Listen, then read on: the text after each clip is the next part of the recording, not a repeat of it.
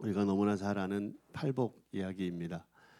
산상수훈이라고 하는 큰 덩어리 안에 그 시작점인 팔복입니다. 예수님께서 하루는 제자들을 데리시고 산에 오르셨습니다. 산에 오르셔서 설교를 하신 내용이신데 그 대상이 명확합니다. 제자들입니다. 여기 제자들이라고 할 땐 그저 예수님 12제자만은 아닐 겁니다. 주를 고백하고 주를 그리스도로 고백하고 주 안에 새로운 삶, 천국 백성으로의 삶을 시작한 그 백성들을 향해 예수님께서 말씀을 주신 내용입니다. 이번에 감사하게 우리가 마태복음을 새벽 시간에 쭉 보고 있고 또 한동안 이 산상수훈에 대해서 쭉 말씀을 나누었습니다. 제가 오늘 오후 보통 이렇게 겹치는 경우는 많이 없는데 오후에 우리 오후 예배 설교도 이 본문입니다. 제가 그 오후 예배 설교 중에 이런 내용이 있습니다. 예전에 어릴 때 제 기억으로 중학교, 고등학교 이럴 때였던 것 같습니다. 이 산상수훈을 대할 때 저는 많이 힘들었습니다. 이렇게 살 수 있다고? 진짜로? 이렇게 살 수 있다고? 그래서 저는 20살 때부터 목회를 시작했기 때문에 목회를 시작한 이후 젊을 때 이 말씀을 대할 때는 죄송합니다. 안에 분노가 생겼습니다. 과연 하나님 너무하신 것 아닌가?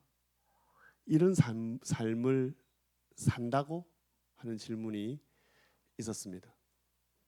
참 못했죠. 그래놓고 설교를 했습니다. 근데 받아들일 수는 없었고 설교를 하면서도 내 안에 어쩌면 그 분노가 있었는지도 모르겠습니다.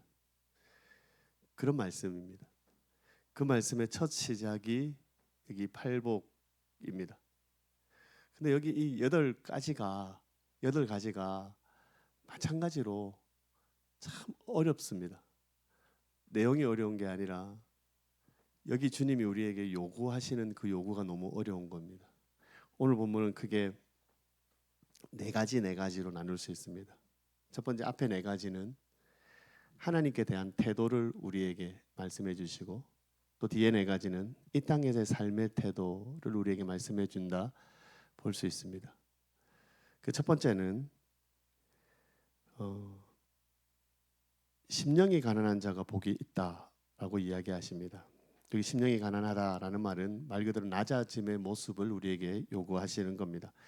내 자신을 낮추어서 겸손한 태도로 하나님을 대하라라는 겁니다. 문자 그대로 보면은요 이런 겁니다. 말 그대로 파산한 상태입니다. 파산한 상태. 아무것도 내 안에서 소망을 발견할 수 없는 그런 내 상황 가운데로 나를 이끌어 가라라는 겁니다. 이게 바로 심령이 가난한 자라는 겁니다. 왜 그렇게 하라고 하실까요? 그게 중요한 거겠죠. 왜 그렇게 하라고 하실까요? 이유는 하나입니다. 하나님만 바라보라는 겁니다. 하나님만 기대하라는 겁니다. 오늘 낮 시간에도 그 노아의 방주 이야기를 하면서 신기할 정도로 창문을 만들라 한 것도 신기했지만 그 창문을 하늘을 향해서만 하나 두라 라고 말씀하신 그 말씀이 너무나 인상적입니다. 교회만 그런 게 아니라 오늘 저와 여러분이 그런 겁니다. 저와 여러분의 인생에 주님이 기대하는 것은 하나만 두라는 겁니다. 우리의 시선, 우리의 마음, 우리의 기도의 방향이 오직 하나여야 한다라는 겁니다. 이게 바로 심령이 가난한 그런 우리들의 마음을 기대하시는 겁니다. 두 번째는 애통하는 마음입니다. 여기 애통하는 마음이라고 할 때는 여러분들이 꼭 떠올리셔야 하는 이미지가 있습니다. 이 이스라엘 백성들이 바벨론 포로로 잡혀갔을 그때를 떠올리시는 겁니다. 여기 애통이라는 단어가 성경에서 애통이라는 단어가 나올 때는요, 특히 신약에서 여러분 그때 그 상황을 여러분들이 기억하실 필요가 있습니다. 그들에겐 전혀 소망이 없었습니다. 그들 스스로가 나라를 독립시킬 힘도 없었습니다. 그들에게는 단 하나 유일한 소망이 하나님이셨던 겁니다. 근데 사실 그들이 말씀을 통해서 깨달은 겁니다. 자기들의 죄 때문에 나라를 잃었고 자기들이 패망했다는 것을 아는 겁니다. 그래서 감히 하나님께 하나님 나를 구원해 주십시오라고 말하지 못하는 그런 상황인 겁니다. 그래서 그들이 한 일은 우는 것이었습니다. 그런데 오늘 주님께서 그 우는 것이 최고다라고 이들에게 말씀하고 있는 겁니다. 오늘 우리에게도 마찬가지일 겁니다. 저는 여러분들이 하나님을 향해 우는 것이 최고의 지혜이고 최고의 믿음이다 확신합니다. 세상이 주는 그런 위로가 온전하지 못하다라는 것을 아는 지혜입니다. 내가 세상을 살아가면서 내 손에 잡히고 내 눈으로 보여지는 그 어떤 것 말고 눈에 보이지 않는 영이신 하나님을 붙들고 사는 믿음, 이게 바로 애통하는 자의 특징이라는 겁니다. 세 번째는 온유한 사람들이 복이 있다라고 하십니다. 여러분, 이게 온유하다라는 것을 우리 보통의 언어로 이해하셔서는 안 될 것 같습니다. 이런 겁니다. 여기 말씀하시는 온유함은 다른 사람에게 대해서 유순하거나 친절한 사람들을 말하는 것이 아닙니다. 여기 온유하다라는 말은 제가 좀 잘난 체를 하면 헬라어로 프리우스라는 단어를 사용하고 있습니다. 여기 프리우스라는 단어는 구약과 유대 배경에서 앞에서 우리가 보았던 낮은 또는 겸손한 또는 가난한 상태를 의미하는 겁니다. 하나님 앞에서 낮아져야 한다는 겁니다. 하나님 앞에서 겸손하게 서야 한다라는 것이죠. 하나님 앞에서 겸손하고 낮은 자세로 하나님을 신뢰하며 무엇보다 인내하며 하나님께 맡겨드리는 것, 그것을 성경이 우리에게 말씀하시는 온유함으로 우리가 이해를 해야 한다라는 겁니다. 두 번째 것과 같이 보시는데 기억할 것은 이런 겁니다. 철저하게 하나님만을 기대하는 그런 사람을 성경은 온유한 자라고 이야기한다라는 겁니다. 네 번째는 의에 줄이고 목말라 하는 자가 복이 있다는 겁니다. 여러분, 의에 대해서 오늘 낮 시간에도 함께 보았지만 이 의는 여러분 하나님의 신실하심이라고 기억을 하시면 됩니다. 의라는 단어가 성경에 나올 때는 하나님의 신실하심. 근데 무엇에 대한 신실하심이겠습니까? 하나님의 약속에 대한 신실하심을 포함하겠지만 가장 우선적으로 우리가 기억해야 되는 것은 우리 구원입니다. 그러니까 의는 구원하고 같이 떠올리셔야 되고 같은 단어로 떠올리셔야 되고 같이 떠올리셔야 되고 이 구원은 하나님의 신실하심으로 말미암아 우리에게 허락되어지고 완성되어지는 것이다. 이렇게 기억을 하시면 좋습니다.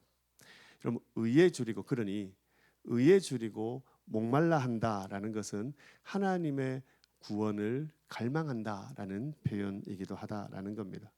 이 말을 다르게 이야기하면 삶의 목적을 분명히 아는 자가 복이 있다라는 겁니다. 여러분 보십시오. 우리의 삶은 예수 그리스도를 믿어 하나님의 자녀됨으로 하나님을 영화롭게 기쁘시게 하는 예배자로 세워지는 겁니다. 여러분 이게 우리의 삶의 목적인 겁니다. 이것을 앞에서 말씀드린 것처럼 의에 줄이고 목말라함으로 살아가는 저와 여러분을 두고 성경은 우리 주님은 복이 있다라고 말씀을 하는 겁니다. 이렇게 짧고 간단하게 저는 그랬습니다. 짧고 간단하게 앞에 네 가지를 살폈습니다. 이 네 가지가 무엇이라고요? 하나님을 향한 우리의 태도라고 말씀을 드렸습니다. 이제 이어지는 네 가지는 우리가 이 땅을 살아가면서 어떻게 우리 지체들 또 이웃들에 대한 마음으로 그렇게 살아야 하는지에 대한 구체적인 교훈이다 말씀드릴 수 있습니다. 다섯째가 무엇입니까? 성경을 보시면 긍휼을 베푸는 자들이 복되다 하십니다. 그럼 여기 긍휼이라는 것은요 율법의 정신인가 동시에 하나님 나라의 정신입니다. 이거를 다르게 이야기하면 구약과 신약을 거쳐오면서 동일하게 하나님의 마음을 잘 담아낸 한 단어가 바로 여기 긍휼이라는 단어라는 겁니다. 이 말이 무슨 말일까요? 우리 성도에게 반드시 있어야 하는 마음이라는 겁니다. 특히 내 옆에 있는 지체, 우리 담장 너머에 있는 이웃들을 향한 우리의 마음은 이 긍휼의 마음이어야 한다라는 겁니다. 이후에 우리가 25장 지금 새벽에 우리가 마태복음을 보고 있으니 마태복음 25장에 가서 볼 말씀인데요. 최후의 심판에서 그 심판의 잣대가 바로 여기 이 긍휼을 베푼 여부이다라고 이렇게 표현하기까지 합니다. 여러분 그렇게 볼 때 우리가 참 이해하기 어려운 말씀 중에 하나이지만 분명한 것은 성경이 그렇게 말씀하시고 여기 주님이 우리에게 강조하고 계시다라는 겁니다. 다르게 이야기하면 이런 겁니다. 복이 있는 우리이기 때문에 마땅히 누군가를 대할 때는 이 긍휼의 마음으로 대해야 한다라는 것입니다. 긍휼의 마음으로, 긍휼의 자세로, 긍휼의 실천으로 이웃들을 향해 다가서야 한다라는 겁니다. 근데 여러분 이 말씀을 보면서 동시에 오늘 본문의 말씀을 우리가 주의 깊게 볼 필요가 있습니다. 7절 보실까요? 한번 읽겠습니다. 다 같이 읽습니다. 시작.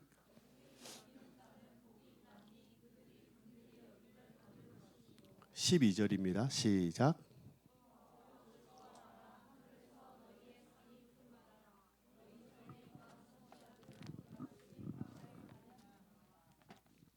죄송합니다. 제가 잘못한 것 같습니다.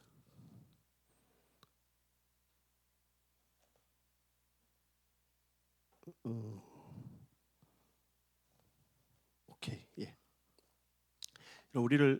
우리에게 하나님이 갚으신다라는 겁니다. 하나님 반드시 우리에게 갚으시는데 어떻게 갚으신다고요? 조건이 제가 그 일을 행한 대로 하나님이 갚으신다라는 겁니다. 물론 여러분 분명한 것은 저와 여러분이 물론 우리에게 허락하여 주신 그 은혜로 말미암아 우리는 누군가에게 긍휼을 베푸는 겁니다. 그럼에도 불구하고 약속이 있는 말씀이라는 겁니다. 하나님께서 우리가 누군가에게 긍휼을 베풀 때에 하나님은 우리에게 그 긍휼로 다가오시겠다 하는 약속을 주시는 말씀이라는 겁니다. 그 다음에 6번째는요. 마음이 깨끗한 자들이 복되다 하십니다. 한번 찾아봤으면 좋겠는데 시편 24편 4절로 6절입니다. 시편 24편 4절로 6절.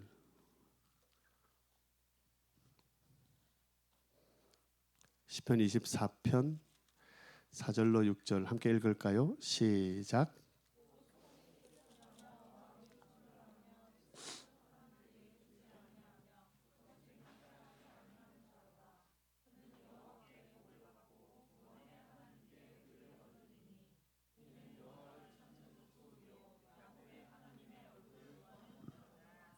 아멘. 여러분 그렇습니다. 하나님의 얼굴을 구하며 성전을 향해 올라가는 자에게 기대하시는 게 있다라는 겁니다. 손을 깨끗하게 하고 마음을 청결하게 해야 한다라는 겁니다. 단순히 문자적으로 손을 씻으라라는 말은 아닐 것입니다. 이겁니다. 이웃을 향해서 순수하고 신실하게 대해야 한다라는 겁니다. 다른 사람에게 선하게 대하라라는 겁니다. 여러분 이웃을 향해 거짓되지 않는 것입니다. 좀 더 실천적으로 여러분 거짓말하지 않는 겁니다. 속여서 이익을 챙기지 않는 겁니다. 헛된 말로 미혹하지 않는 겁니다. 바로 이러한 것들이 이웃에게 순수하고 신실하게 대하라라는 성경의 가르침이라는 겁니다. 근데 오늘 본문에 보니까는요. 오늘 우리가 읽진 않았지만 마태복음의 본문에 보니까는요. 이웃에 대해서 좀 더 구체적으로 우리에게 말씀하는 바가 있습니다. 23장 다시 오늘 본문으로 돌아와서 5장 23절 24절 보실까요? 마태복음 5장 23절 24절입니다. 이 말씀 제가 읽겠습니다. 5장 23절 24절. 그러므로 예물을 제단에 드리려 그러므로 예물을 제단에 드리려다가 거기서 내 형제에게 원망 들을 만한 일이 있는 것이 생각나거든 예물을 제단 앞에 두고 먼저 가서 형제와 화목하고 그 후에 와서 예물을 드리라. 아멘. 귀한 말씀, 중요한 말씀입니다. 여러분 오늘 오전에도 우리가 함께 나눴던 것처럼 교회 공동체 안에서 예배만큼 중요한 일은 없습니다. 분명합니다. 근데 여러분 보십시오. 얼마나 소중한 제사입니까? 하나님께 예배하는 것보다 중요한 일이 없습니다. 가장 우선되는 일이 예배이지요. 그런데 여기 본문에 보니 그런 소중하고 중요하며 우선 드리는 예배를 드리러 가는 중에 그렇습니다. 용서받을 일이 있다면 먼저 그 용서를 구하고 어떻게 하라고요? 예배를 드리러, 제사를 드리러 가라라는 겁니다. 부부가 앉아 계셔가지고 참 불편할 겁니다. 그렇죠? 예. 아마 여기 이 자리에서 다시 집에 가서 해결하고 와야 되는 분도 분명히 있을 것이라 그런 생각이 들어집니다. 우리 교회는 멀리서 오는 분들이 많습니다. 진영에서도 오시고요, 김해에서도 오시고, 마산에서도 오시고, 부산에서도 오시고, 울산에서도 오시고, 우리 학생들 같은 경우에는 서울에서, 경기도에서, 또 타 지역에서, 멀리 저 인천에서도 예배를 드리러 옵니다. 그대로 보십시오. 오늘 이 말씀대로라면은 예배를 드리고 내려오다가 저 인천에서 내려오다가 다시 그 생각이 나면은 다시 돌아가가지고 그곳에 가서 하회하고 다시 돌아오라라는 겁니다. 지금 예수님께서 활동하시던 이 자리는 갈릴리 지역입니다. 그 갈릴리 지역에서 성전에 있는 예루살렘까지 한 일주일 정도 거리라고 합니다. 예배를 드리러 왔다가 다시 돌아가서 예수님께서 그토록 누군가에게 상처를 주고 아픔을 주고 힘들게 한 것에 대해서 심각하게 보신다라는 겁니다. 참 어려운 일이지만 주님 우리에게 요구하시면서 기대하시는 일입니다. 제가 두 가지는 간단하게 보겠습니다. 7번째는 분쟁과 갈등이 끊이지 않는 땅에서 화평케 하는 자들로 우리가 살아야 한다라는 겁니다. 그런 이들을 하나님의 아들이라 불릴 것이다 라는 겁니다. 여러분 저를 보십시오. 제가 간단하게 다루지만은요 너무 중요한 말입니다. 평화의 사람이 최고의 영예를 누리는 겁니다. 무슨 말인지 알겠습니까? 평화를 전하고 평화를 일으키는 그 사람이 누구라고 성경이 이야기한다고요? 하나님의 아들들이다. 여러분 누군가에게 평화의 손을 내미십시오. 누군가에게 또 그 자리에 평화의 사도로 세워주십시오. 그때 세상은 여러분은 하나님의 아들들이라고 인정한다라는 겁니다. 마지막 8번째입니다. 의 때문에 박해받는 자들은 하늘나라가 그들의 것이라 말씀을 합니다. 여러분 앞에서 말씀드린 것처럼 여기 의는 구원입니다. 주의 복음을 전하기 위해 또는 그 복음으로 살기 위해 우리가 핍박을 받고 그 핍박에 준하는 어려움을 당할 때 이것이 우리가 하늘나라에 소속되어져 있는 증거라고 성경을 이야기합니다. 이걸 다르게 이야기하면 이런 겁니다. 자, 여러분 저를 보십시오. 저는 사실 교회 안에 있으니까요, 그죠? 저는 좀 다른 경우입니다. 근데 여러분들은 일반의 삶을 살고 계시는 거니까요. 여러분의 일반의 삶을 살고 계시는 그 자리, 믿는 사람도 있을 것이고 믿지 않는 사람들도 같이 있는 그 자리에서 여러분 어떻습니까? 주의 복음을 전하다가 또는 그 복음으로 살다가 핍박을 받으신 적이 있으십니까? 어려움을 당하신 적이 있으십니까? 제가 이렇게 자신 있게 여쭤보는 것은 없으실 것 같아서 제가 여러분들에게 말씀을 드려보는 겁니다. 다르게 이야기하면 내가 복음을 전하는 일에 또는 복음으로 사는 일에 내 삶 가운데 그리 살지 못했을 수도 있겠다라는 겁니다. 사랑하는 성도 여러분, 청년 여러분, 성경은 우리에게 이야기합니다. 의를 위하여 핍박받는 일이 복되다 합니다. 여러분이 만나는, 여러분들이 살아가는 그 자리에서 거룩한 성도로 살아내십시오. 여러분의 입술에 복음을 담아내시고 여러분의 삶에 복음을 담아내십시오. 그로 인해서 때로는 고난과 핍박과 손가락짐을 당할지도 모르겠습니다. 그런데 여러분, 주님이 우리에게 그것이 복되다 하십니다. 저는 여러분들이 이 주님이 우리에게 선물하신 가장 큰 복을 이미 받은 분들이라고 저는 분명히 확신합니다. 그러니 이제 우리가 그렇게 살아내는 겁니다. 그렇게 살아내면서 주님이 우리를 통해서 이루시고자 하시는 그 일들을 우리가 함께 이루어가는 거죠. 저는 소망합니다. 제가 예수 잘 믿었으면 좋겠습니다. 목사라서 목사라는 타이틀 걸고 예수 믿는 게 아니라 저는 목사 이전에 한 사람의 성도로서 예수 잘 믿는 사람이었으면 좋겠습니다. 저는 여러분들이 예수 정말 잘 믿는 사람들이었으면 좋겠습니다. 예수님 때문에 포기할 줄 알고, 예수님 때문에 내가 누릴 수 있는 거 내려놓을 줄도 알고, 예수님 때문에 누군가의 손을 먼저 잡아줄 수 있고, 예수님 때문에 그런 여러분들이 세워질 때, 저는 오늘 오전에 이 말씀을 드렸던 것처럼 이 땅이 이대로 유지가 되는 겁니다. 하나님 나라에 더 가까이 가는 겁니다. 하나님 뜻이 이루어지는 겁니다. 전 여전히 소망합니다. 이 밀양 땅이 주의 도시가 되기를 여전히 소망합니다. 제가 이 밀양 땅에 와서 6년을 우리가 함께 기도하면서 외쳤지만 아마 이 밀양 땅의 기독교인의 퍼센테이지는 그렇게 많이 변하지는 않았을 겁니다. 그럼에도 여전히 바닥 같은, 아니 미전도 종족 같은 이 밀양 땅이지만 여전히 꿈을 꿉니다. 이 밀양 땅이 하나님의 도시가 되기를, 그리고 그 일을 저는 여러분들과 함께 이루어 갈 수 있어서 또 기쁜 마음으로 그 사역을 감당하려 합니다. 오늘도 우리 함께 찬양하며 기도의 자리에 나갔으면 좋겠습니다. 제가 오늘 선택한 곡은요, 충만이라는 곡입니다. 우리가 잘 아는 가사이지요. 무명이어도 공허하지 않은 것은 예수 안에 나 만족함이라. 가난하여도 부족하지 않은 것은 예수 안에 오직 나는 부요함이라. 고난 중에도 견뎌낼 수 있는 것은 주의 계획 믿기 때문이라.